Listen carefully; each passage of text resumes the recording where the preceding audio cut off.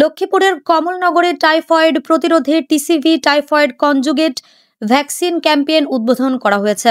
রবিবার সকালে উপজেলার চরপাগলা সরকারি প্রাথমিক বিদ্যালয়ে আনুষ্ঠানিকভাবে এই টিকাদান কার্যক্রমের উদ্বোধন করা হয়।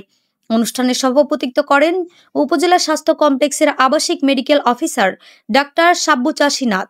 প্রধান অতিথি হিসেবে উপস্থিত ছিলেন উপজেলা নির্বাহী কর্মকর্তা মোহাম্মদ রাহাতুজ্জামান। অনুষ্ঠানটি পরিচালনা করেন medical officer doctor Mohammad Sohel Rana.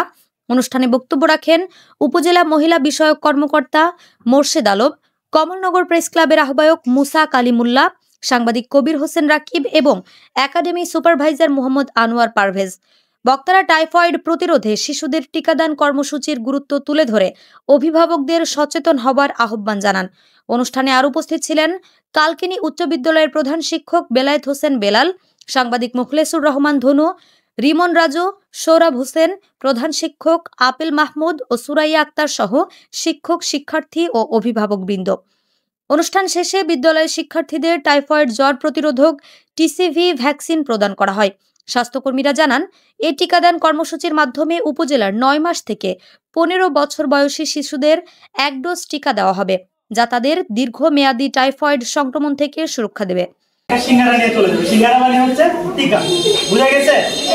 তাহলে আমরা আশা করি যে আমাদের এই অঞ্চল সহ পুরো বাংলাদেশে আমরা যেন টাইফয়েডের যে ঝামেলাটা এটা থেকে যেন আমরা মুক্ত হই। আর এর পাশাপাশি আমরা এটা উদ্বোধন ঘোষণার কোনো বিষয় আছে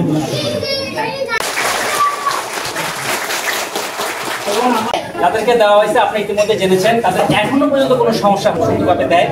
তা আমি আমার এই সংক্ষিপ্ত বক্তব্য শেষ করে আমি চাই সবাইকে একসাথে নিয়ে এই প্রোগ্রাম, জাতীয় প্রোগ্রামটা যেন এই টাইফয়েড কনজুগেট ভ্যাকসিন ক্যাম্পেইন প্রোগ্রামটা সফলভাবে বাস্তবায়ন হবে। আপনাদের সবার সহযোগিতা নিয়ে আমি আমার সংক্ষিপ্ত শেষ করছি।